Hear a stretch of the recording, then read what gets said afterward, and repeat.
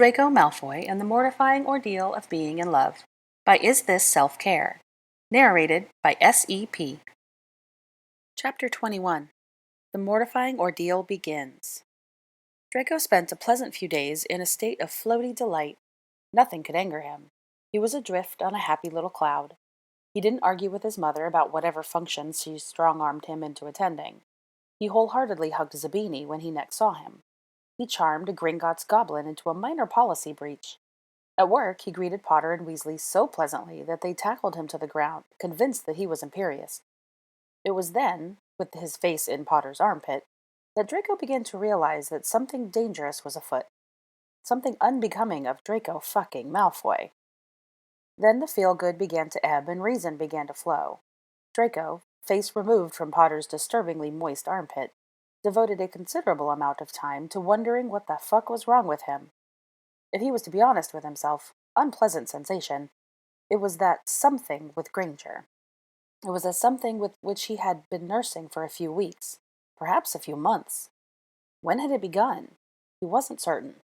There were, now that he was looking back and attempting objectively, certain pivotal moments. Perhaps when they danced. Perhaps in Provence. Perhaps when she'd touched his scarred mess of a mark.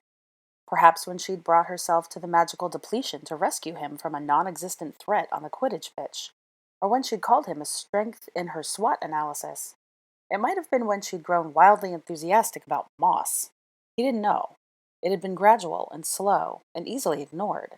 However, a something of any kind between himself and Granger was dangerous and unacceptable. The obvious, ghastly, insurmountable issues of their history and baggage and general antagonism aside, she was his principal, and some things were strictly prohibited between the Aurors and their charges.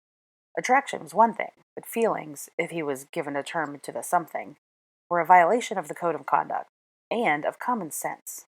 Draco broke a great many rules, but this one was not one that he was willing to flout. Feelings clouded judgment and endangered Auror and principle both. It was sloppy. It was negligent. And furthermore, Draco detested feelings. They were an irritation and a distraction at the best of times, and a hideous vulnerability at the worst. He had successfully dodged feelings in all of his entanglements with the fairer sex, including his engagement to Astoria. It was a good habit to cultivate.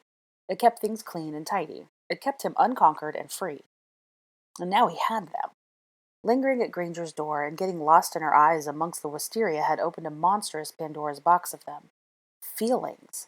Mild ones, but still. Thoughts. Daydreams. They crept up on him when he least expected them. When he was eating breakfast, or arresting a dark wizard, or dodging a bludger. They had absolutely no business being in his head. And yet, they were. He sighed wistfully approximately 200 times a day. He replayed memories of old conversations with Granger, those back and forths that were sometimes easy banter and sometimes the crossing of swords. The smell of roses made him calf-eyed and stupid. He daydreamed about the kisses on his cheeks and the delight of the hug. When he woke up hard, he thought of Granger doing other things, vivid imaginings of which he was not proud afterwards, but fuck it, they were easy to get off to. He checked his jotter for missed messages from Granger daily. Pathetic. He sought out stupid reasons to jot her. Also pathetic. He paid more attention to the ring than usual. Even more pathetic. He resisted the urge to check her schedule and happened to pop along where she was, but the fact that he had the urge in the first place was excruciatingly pathetic. Patheticness abounded since the night under the wisteria. It needed immediate rectification. Draco called an emergency meeting with Theo. They met at the Knott estate a few days after Draco's doorway dawdle with Granger. Draco cut a dramatic figure as he paced through the salon, black robes streaming behind him. He had, by this point, quite worked himself into a lather. Meanwhile, Theo, being an idle sort of fellow, unlike Draco, who was a champion of industriousness, was reclined on a chaise, a glass in his hand, being useless as always. "If you told me who she was, I might be able to advise you better," said Theo. "I don't want your advice." "Then what are you asking of me?" I need, I don't know, a bucket of cold water to the face." Theo flicked his wand. A bucket, brimming with icy water, was conjured. Draco slashed it away. "Not literally, you absolute spanner." Theo looked put upon. "You're giving me terribly mixed messages. I only want to help."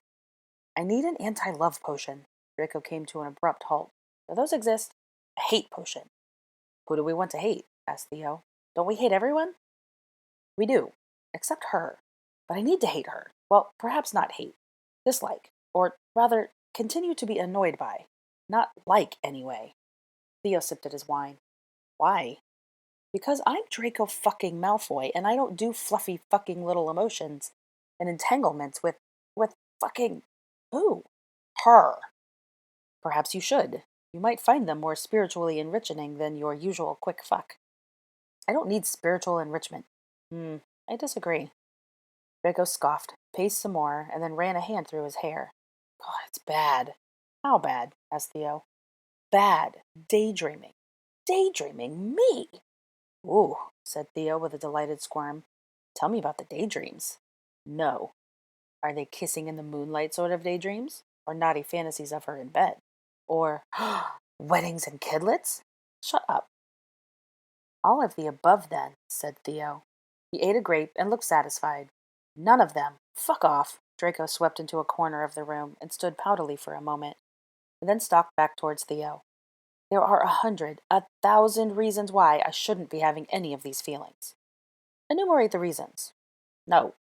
But I want to know if any of them are valid. You'd narrow down who she is in a moment. No. I've already narrowed it down, said Theo. Now it's just a matter of confirming my theory. What's your theory? Actually, I don't want to know. Don't answer. Are you occluding? Asked Theo. Yes. Come off it. I'm not a legilimens. It makes it easier to think about these idiocies without feelings. Would she make you happy? No. We can hardly stand the sight of each other. We are fundamentally incompatible. Theo pressed his hands to his chest. Oh, this is delicious. More interesting than your usual sordid tales. Top 3 at least. I'm sorry, I didn't realize we rank my dalliances. Oh, we do. Theo ate another grape. Out of pure intellectual curiosity, would she make your mother happy? Draco paused and thought for a moment. At length he said, I haven't a bloody clue. Said Theo. That weakens my theory. Good. Draco resumed his agitated striding across the salon. His whirling robes caught Theo's bottle of wine and it shattered against a wall. Theo whistled. You're lucky I drunk most of that. It's been aging since I was some sort of zygote. And now look at it, meeting its demise because Draco Malfoy has a crush. Draco vanquished the shards of glass. It's not a crush. Then what is it? It's... Fine, it's a bloody crush. When do you see her next? I don't know. I don't want to. I think it's better that I don't see her at all. Let this wear off. Absence makes the heart grow fonder, said Theo. Then what do you suggest? I don't want to see her again. I'll just be a moon-eyed fool trying to find excuses to put flowers in her hair. I'd say find someone else to distract you, but I have a feeling that was your first line of attack, and a miserable failure. It irritated Draco profoundly that Theo was right. And how would you know that? Word travels. You've brushed off quite a number of witches in the past few months, you know. Feelings have been hurt. Ah. Apparently you've become picky. Some are blaming Narcissa for the reining you in. Some are speculating that you've become looking for a wife. Luella suggests sudden onset impotence. Charming witch, that one. What shall I say? The next time I hear your good name being tarnished? My mother does make a convenient excuse. Done. Theo summoned another wine bottle and placed it away from Draco. Aren't you having any? Or is this dramatic pacing your libation of choice tonight? I can't, said Draco. Good. My healer said that I had to remain off the sauce for a fortnight. I've got to wait till Tuesday. Poor darling. I shall have one for you then. And tell me about your healer. It was Granger, wasn't it? Apparently it was quite a scientific coup, what she pulled, saving your hide. It was. Draco endeavored to look nonchalant. She attempted to explain it, but I can't pretend I understood a word. Muggle methods, you know. My eyes quite glazed over. You must be grateful to her. Draco eyed Theo, but Theo seemed to be pursuing this line of inquiry innocently. Of course. I'll be making a contribution to St. Mungo's in thanks. Are you still working together? Yes, said Draco. Where are you going with this? Nowhere, said Theo. I've merely heard that she's extraordinary. Right. I should invite her to my next party, mused Theo. Introduce everyone to the witch who saved our Draco's life. Draco, quite certain that he was being baited now, merely sniffed. If you think a swatty healer would be an exciting addition to your usual crowd, I think she might be. And just think, we could have a dance, and quite shock Luella with the sight of Granger cozying up to you. Draco was deaf to the remainder of the sentence. His cognitive functions were entirely occupied by the lovely notion of holding Granger in his arms. Backless dress again, certainly. Green was fine. Or black. She could probably be a vision in black. And heels that brought her just to the right height for— No! Fuck! Right, said Draco, sharply to conceal his embolic flights of fancy. I'll be off. You've proven to be quite useless. I could help you procure some version of a hate potion, but you know that its effects would only be temporary. As I said, useless. I think she's a lucky witch, personally, said Theo, settling back into his chaise, whoever she is. I've never known you to develop anything more romantic for a witch than a desire to spaff all over her tits. And you? I've loved and lost, said Theo with a tragic sigh. And spaffed? Oh, yes. Draco pressed his fingers to his eyebrows. I need to skip forwards to the lost part and carry on with my life. If you two are at odds as much as you say, I'm certain she'll soon insult you in some unforgivable way and quite put out whatever tentative flame burns in your breast. At this early stage, feelings are delicate. She called me an opportunistic ghoul and I almost kissed her. Goodness. Her eyes were afire. There was moments from strangling me. It was surprisingly arousing. Oh my, breathed Theo. You're waxing lyrical about eyes. That's dangerous. Is it? Terribly. You'll be attempting sonnets next. Then it won't be a crush anymore. It'll be love. Draco shuddered. Bloody fucking hell. Theo set down his glass with great finality. I shan't read your poems if it happens. I'm telling you now, I refuse. They'll be soul-shrivelingly horrid. There will be no fucking poems, said Draco. I may have to brute force my way through this. When thoughts arise, simply quash them. Quash them? Yes. That doesn't strike me as healthy, old boy, said Theo, peeling a grape. But what do I know?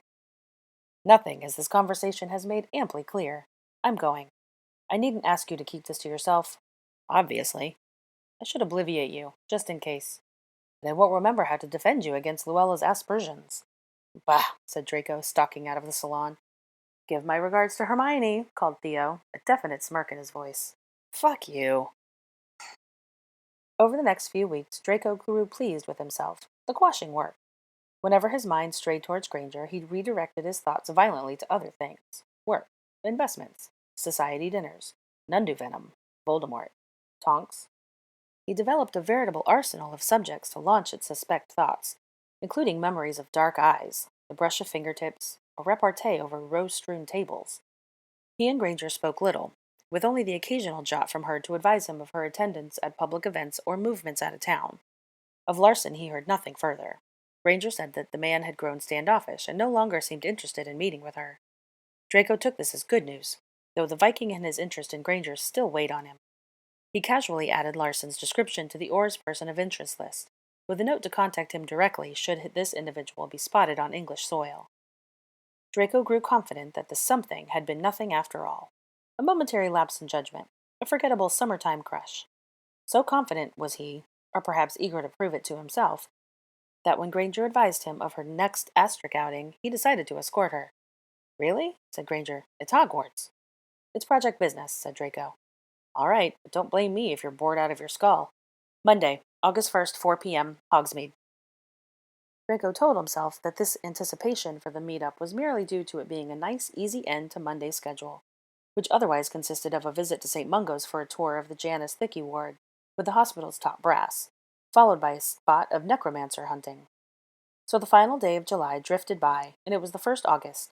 Lunasa. It was an offensively Monday-ish sort of day. It was Monday, but it didn't have to be so odious about it. At any rate, it found Draco at St. Mungo's preparing to tour the Janus Thickey ward at the loathsome hour of 9 o'clock. He was accompanied by a horde of St. Mungo's administrators and board members, all of whom had heard the news of Mr. Draco Malfoy's site visit in preparation for a substantial gift. The crowd bustled and prattled self-importantly about the thrill of visiting the ward as they climbed the stairs to the hospital's 4th floor. Draco had been introduced to the more important members of the horde, including Hippocrates Smethwick, a mild-mannered healer and recently appointed head of St. Mungo's, and a few other members of the board. The excrescence known as McLagan had even seen fit to grace them with its presence. Draco shook his hand and asked how the old lemon was doing. Concussions were serious business, you know. McLagan was a touch cool, and grew even cooler when he learned, through the general chatter, that Draco's donation stemmed from Healer Granger's extraordinary work. Yes, said Smithwick, she is rather non-traditional in some of her approaches. And thank goodness for that, eh, Mr. Malfoy? Healer Granger has been nothing but an asset to our hospital. Non-traditional how? Queried a board member. Draco thought his name might have been Penlington. She is a doctor as well as a healer, said Smithwick. You mean one of those muggle cuddy-uppy types? Asked Penlington, his mustache bristling in alarm. Yes, said Smithwick, but she's also a fully qualified healer, of course. Her final examination scores broke even Grummage's. A doctor, you say? Do we permit those kind to practice at St. Mungo's? I had no idea, said another board member. Do the patients he sees know about this? Asked someone else. Oughtn't they be informed? There was a general disconcerted rustle amongst the horde. Draco felt that a few disparaging comments were on the boil, but subtle ones, you know. The ones that would suggest shock, but, of course, if Healer Granger was permitted to continue here, it must be fine. Of course, it wasn't about her being muggle-born or anything. It was merely an expression of concern and surprise about the unwizardliness of having a muggle doctor on staff. That she was a fully qualified wizarding healer was a footnote. Draco knew the subtleties. He used to be quite a master of them, in circles where such things weren't said, but quietly implied. I am alive today thanks to Healer Granger's non-traditional approaches, said Draco, his voice slicing through the mutterings. If she'd kept to our healing methods, like the 3 healers who saw me before she arrived, the treatment would have consisted of shrieking, that there was no antidote, and I'd be dead. Quite right, said Smithwick. Draco turned to the board members. It was Healer Granger who asked me to direct my gift to St. Mungo's. I had no intention of doing so. I was going to advance the funds to her own research enterprise at Cambridge. I certainly hope that you'll thank her the next time you see her. There was a rumble of assent and much nodding. Some board members looked abashed, some looked utterly confused at this categorical defense of a healer with muggle ties to Draco Malfoy, of all people. McLaggen was observing Draco thoughtfully. Dangerous pursuit. Any further mutterings were quieted. The board members were all businessmen or politicians. They could smell Draco's money and would behave accordingly. At last they came to the 4th floor. Granger hadn't exaggerated how dingy the long-term care ward was. As he strode through the door, Draco noticed that the J and the T were missing from the sign, which currently read, Anus Hickey Ward. Draco stared at it gravely. The board members looked perturbed. Smithwick walked them through the ward, interspersing their advance with details on the number of beds, the healers per patient, the average length of stay, and other factoids that would have enthralled Granger, probably. Not that Draco was thinking about her, because he was quashing. There were 30 wire-frame beds, all separated by dingy cloth partitions. There were 2 tired but clean bathrooms, equipped with a toilet and a shower. The floor was well-worn tile, through which shallow depressions ran where people passed the most. There were only 1 window to speak of, at the far end of the ward, under which a few stringy plants valiantly struggled. The entire floor had a whiff of the forgotten about it, something like a storage area for things that had no further use but that couldn't quite be thrown out. The patients were a mixed lot, some very old, some young. About half were victims of the war, struggling with the residual ailments that couldn't be cured. Even Draco was moved by some do-gooding thoughts at the sight of the latter. He spotted the Creevy boy, now a small, listless man. Lavender Brown, ravaged almost beyond recognition. Michael Corner, struggling against straps. Mitchell something or other from Hufflepuff, speaking to a wall in hushed tones, and others he couldn't name. Other beds had curtains drawn around them. A voice floated out from behind one, mellow and sad and familiar, but Draco couldn't quite place it. A child answered. A somber-faced healer and her aides moved from one bed to the next. A few of the patients had visitors. They stared in surprise at Draco and the unusually large and loud crowd around him. He understood why. He had a feeling that this ward was usually quiet, abandoned sort of place. Granger had wanted a piano. The group finished its tour and congregated at the window, which was easily the least dreary spot. Smethwick was looking at Draco with a sort of dread, awaiting his judgment. However, it wasn't Smethwick who held the purse strings. It was the board. It was that collection of mustachioed men who received the brunt of Draco's censure. He kept his voice low, but his questions sharp. Was there a reason why the board hadn't seen fit to inject funding into this ward since, by all appearances, 1903? Why hadn't funds for maintenance and upkeep been directed here? Had they been diverted elsewhere? Too many board luncheons and dinners at the Seneca, perhaps? Didn't the board conduct regular visits to the hospital? Did they consider this ward acceptable? Why did this appear to be their first time up here? Why were there only sufficient moneys for 1.5 healers in this ward, while the cafe downstairs offered porcelana hot chocolate? Why did valiant survivors of the Great War have a single window and no bathtubs? And why, for Merlin's sake, couldn't they replace the bloody J on the front door? The group now stood in poses variously humbled and guilty. Right, said Draco. We can do better. He turned to Smithwick. I am going to give you a substantial effusion of cash. Do you understand? Yes, said Smithwick. It will be the hospital's first gift of this magnitude. All right. It will be transformational. Yes, Mr. Malfoy, there will be strings attached. Strings?